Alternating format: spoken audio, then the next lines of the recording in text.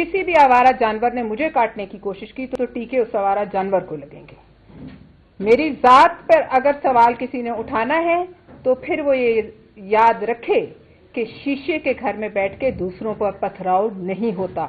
और मैं इस बात पर परवेज रशीद साहब को भी कहूंगी कि मैंने उनसे बार बार रूलिंग मांगी, मैंने उनको बार बार कहा, लेकिन उन्होंने बीच में इंटरप्शन नहीं की। इस बात पे मुझे अफसोस है। और बाद में एक माजरत का झूठा ड्रामा रचाया गया जो कहता है कि माजरत कबूल करो। मैं कहती हूँ अपनी बीवी बहन बेटी को इधर बिठा के पूछें, अगर आपकी मेरी जगह उनका कोई घर की औरत होती तो क्या वो माजरत कबूल करते?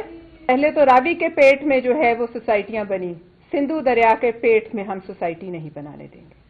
किसी का कोई मैंडेट नहीं सिवाय सिंध की आवाम के कि वो सिंधु दरिया के पेट को जो है ताड़ ले या वो सिंध के टुकड़े करने की बात करे।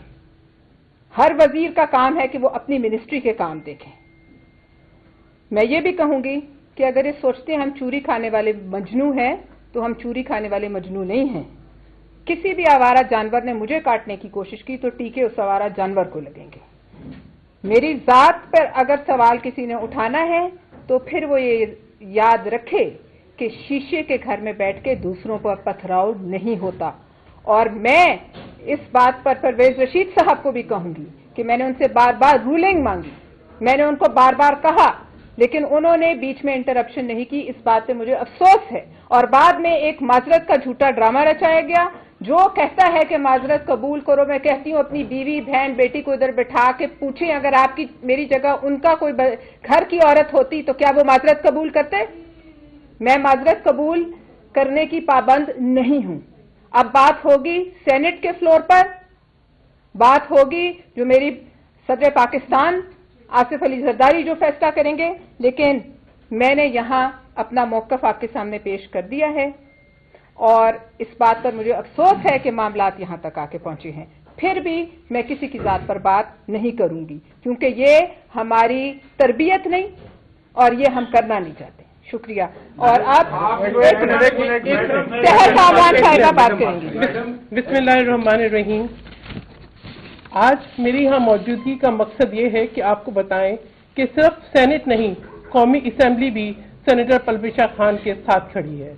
हमारी पूरी पार्टी और वो तमाम खवातीन जो शऊर रखती हैं वो सेनेटर पलबिशा खान है।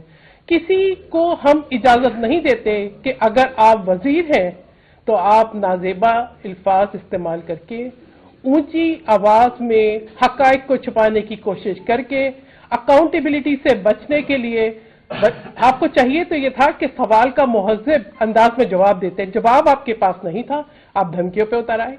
जवाब आपके पास नहीं था, आपने ऐसी जुबान इस्तेमाल की जो कि उस कायमा कमेटी के इस्तिकाक को मजरू करती है। ये सिर्फ एक कमेटी के इस्तिकाक नहीं है, ये पार्लियामेंट के इस्तिकाक को मजरू किया गया है। मैं तो वजीर आजम शहबाज शरीफ से मुतालबा करती हूं कि अपनी काबीना की स्क्रूटनी करें, देखें कि किस किस्म के वजीर हैं और उनकी अकाउंटेबिलिटी भी करें कि क्या वजूहात हैं कि उनके ऊपर उंगलियां उठती हैं। क्या वो उन जिम्मेदारी का तयन करेंगे, क्या वो इस पे सवाल करेंगे? ये बहुत जरूरी है।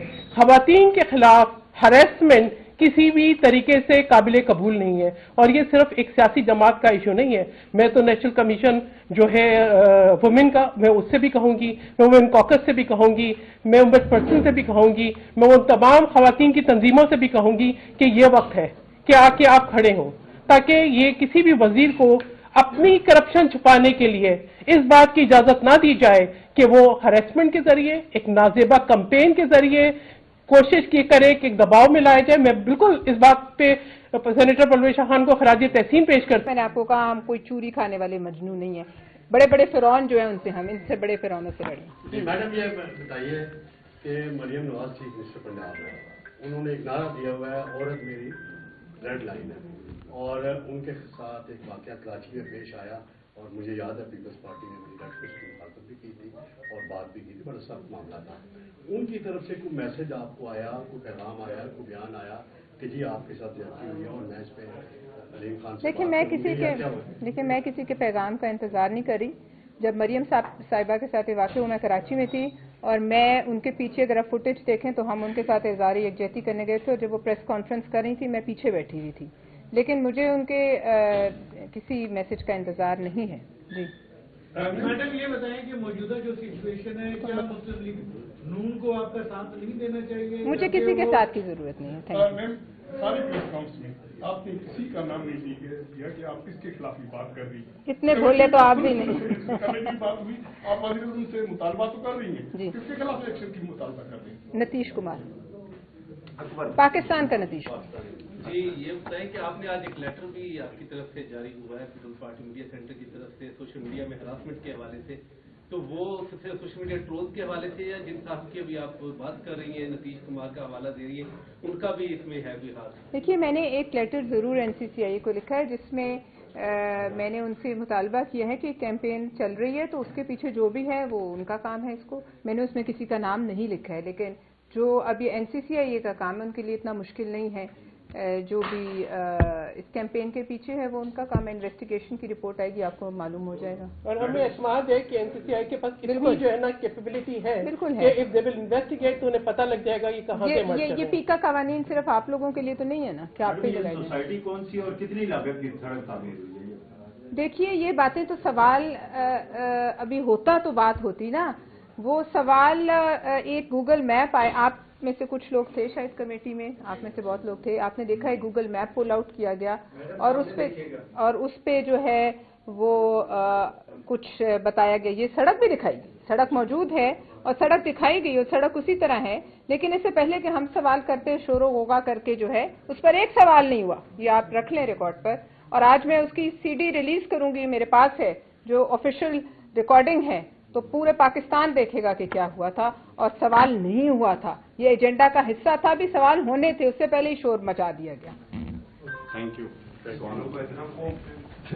کیا کہہ سکتے ہیں. کسی بھی آوارہ جانور نے مجھے کاٹنے کی کوشش کی تو ٹیکے اس آوارہ جانور کو لگیں گے.